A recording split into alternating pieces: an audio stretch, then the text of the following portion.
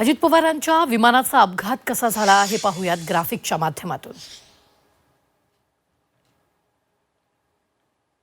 विमानानं 8:10 बारामतीसाठी take off केलं। पहिल्यांदा पायलटनं बारामती एअर ट्रॅफिक कंट्रोलशी संपर्क केला 8:18 मग 30 नॉटिकल माईल अंतरावर असताना पुणे एअर ट्रॅफिक कंट्रोलनं विमान उतरवण्यास परवानगी दिली। पायलटच्या निर्णयानुसार VMC मध्ये उतरण्याचा सल्ला देण्यात आला। त्यानंतर विमान लँड करण्याचा पहिला प्रयत्न झाला। रनवे करा दिसत नसल्यानं पुन्हा विमान माघारी वळलं। तोपर्यंत ते तिथंच घिरट्या घालत होतं। दुसऱ्या प्रयत्नात देखील रनवे दिसत नसल्याचं पायलटकडून कळवण्यात आलं। काही क्षणानंतर रनवे दिसत असल्याची माहिती पायलटनं दिली आणि त्यानंतर विमान उतरवण्याचा प्रयत्न झाला आणि मग सकाळी 8:43 रनवे 11 वर लँडिंग क्लिअरन्स देण्यात आला। मात्र पायलटकडून रीड बॅक मिळाला नाही आणि रनवे थ्रेशहोल्ड जवळ विमानाला आग लागलेली दिसलेली आहे। विमान अपघातानंतर आपत्कालीन सेवा तात्काळ घटनास्थळी दाखल झाली।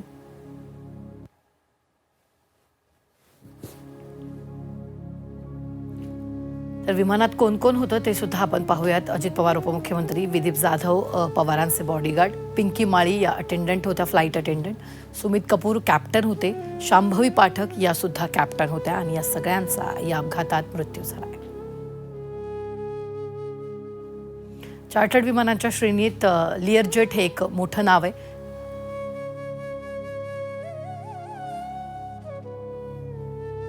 बंबार्डियर लिअरजेट 45 हे एक बिझनेस जेट आहे। 2021 मध्ये विमानांच्या निर्मितीला स्थगिती देण्यात आली आहे।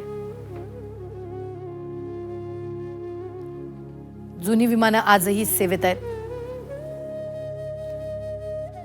लिअरजेट 45 विमान त्यांच्या वेगासाठी प्रसिद्ध आहे।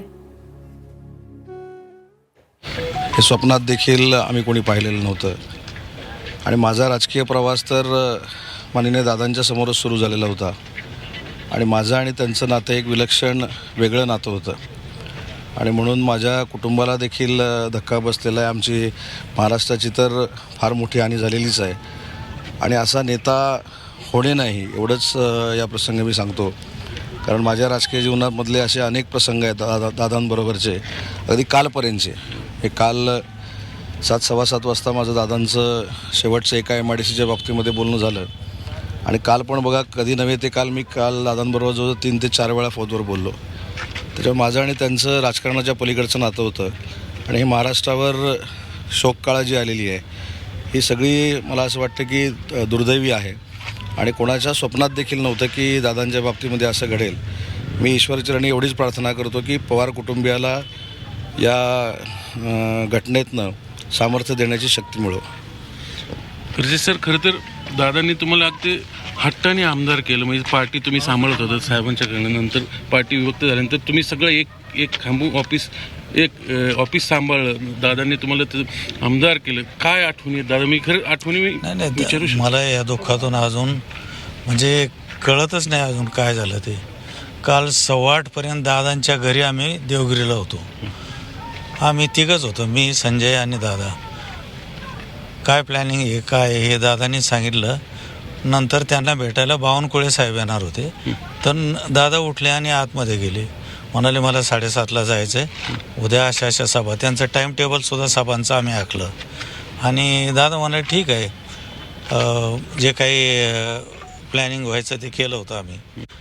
मला आमदार केलं म्हणजे दादामुळेच मी आमदार झालो। माझ्यासाठी ते 2 दिवस हॉटेलवर कधी न थांबणारे राहिलेले आहेत। रात्री बेरात्री मतं कशी एकसुद्धा फुटणार नाही, उलट त्यांच्यामुळे मला एक मत आणखी मिळालं आणि मला जी कामाची संधी मिळाली तर त्यांच्या नेतृत्वाखाली म्हणजे आयुष्यभर त्यांचा ऋणी आहे मी। म्हणजे एवढा सच्चा माणूस, मनात जे असेल स्पष्ट बोलणारा। आता तुम्हाला माहितीच आहे, दिला म्हणजे विश्वास ठेवला की ठेवलाच। मी सरचिटणीस होतो, खजिनदार मला केलं आणि सर्व काही म्हणजे विश्वासावरती एवढं करत होतो आम्ही सुद्धा जीवा असेपर्यंत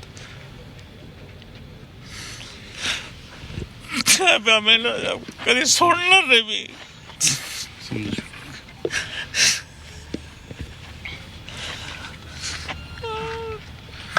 तुमचं कुटुंबही दादांसोबत राहिलेलं आहे सुरुवातीच्या काळात.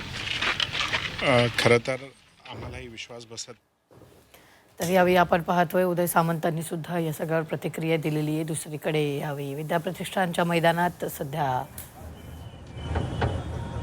दादांच्या पार्थिवाचं अंत्यदर्शन सुरू आहे. कार्यकर्ते समर्थक तिथं दर्शन घेतात.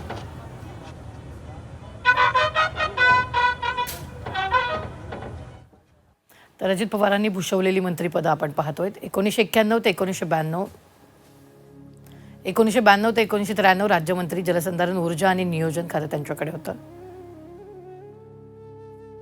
1999 ते 2004 पाटबंधारे मंत्री, कृष्णा खोरे आणि कोकण पाटबंधारे महामंडळ, फलोत्पादन मंत्रालय त्यांच्याकडे होतं. 2004 मंत्री, ग्रामविकास, पाणीपुरवठा आणि स्वच्छता, पाटबंधारे खातं त्यांच्याकडे होतं. 2004 ते 2009 मंत्री, जलसंपदा, लाभक्षेत्र विकास, पाणीपुरवठा आणि स्वच्छता खातं त्यांच्याकडे होतं. 2009 ते 2010 जलसंपदा आणि ऊर्जा खातं त्यांच्याकडे होतं. त्यांचा जन्म 22 जुलै 1959 झाला. अहमदनगर जिल्ह्यातील राहुरी तालुक्यातील देवळाली हे त्यांचं आजोळ आहे. मूळ गाव पुणे जिल्ह्यातील बारामती तालुक्यातील काटेवाडी आहे. सहकारी संस्थांमधून सामाजिक आणि राजकीय कार्याला त्यांनी सुरुवात केली आहे. 1982 मध्ये राजकारणात त्यांनी प्रवेश केला. सहकारी साखर कारखान्याच्या संचालक मंडळावर त्यांची निवड झाली. मग 1991 मध्ये सहकारी बँकेच्या अध्यक्षपदी सुद्धा त्यांची निवड झाली. 16 वर्ष सहकारी बँकेच्या अध्यक्षपदावर ते राहिले. 1991 साली पहिल्यांदा अजित पवार बारामतीमधून लोकसभेवर निवडून गेले. तर 1991 पासून बारामती विधानसभा मतदारसंघाचं त्यांनी प्रतिनिधित्व केलं. 1995, 1999, 2004, 2009, 2014, 2019, 2024 असं सलग 7 वेळा ते विधानसभेत आमदार राहिले. ऑक्टोबर 1999 ते डिसेंबर 2003 पर्यंत जलसिंचन खात्याची जबाबदारी त्यांच्याकडे होती. डिसेंबर 2003 ते ऑक्टोबर 2004 या काळात ग्रामीण विकास खात्याचा अतिरिक्त कार्यभार त्यांनी सांभाळला.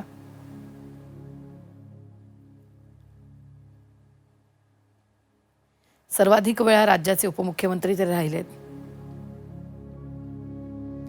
2019 मध्ये देवेंद्र फडणवीस यांच्यासोबत उपमुख्यमंत्री म्हणून त्यांनी शपथ घेतली.